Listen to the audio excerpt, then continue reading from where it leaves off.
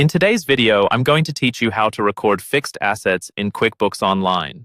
When your business buys something long-term, like equipment, machinery, or a company vehicle, you don't usually treat it like a regular expense right away.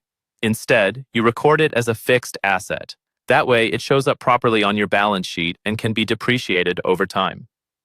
In this walkthrough, I'll show you how to record that initial purchase inside QuickBooks Online, using the standard forms you already know: expense, check, or bill.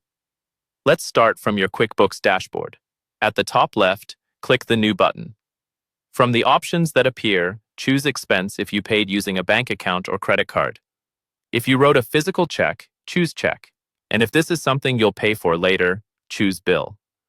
All three options follow the same basic idea. The main difference is when and how the payment is made.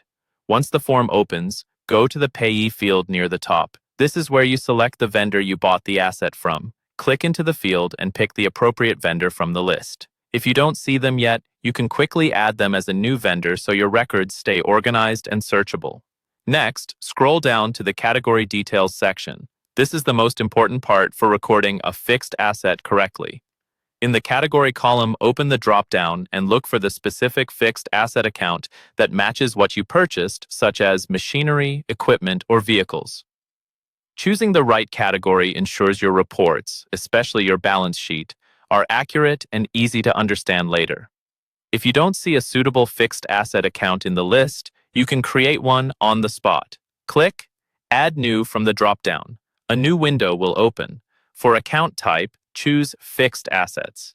Give the account a clear, descriptive name, like office furniture or computer equipment, so you and your accountant know exactly what it represents. Then save the new account and select it as the category for this transaction. In the Amount field, enter the purchase price of the asset, include the full cost, and if applicable, separate any sales tax according to how you normally track it. Double-check the date, payment account, and any memo or details you want to remember later. Once everything looks correct, click Save and Close. Your fixed asset purchase is now recorded properly in QuickBooks Online and ready for future tracking and depreciation.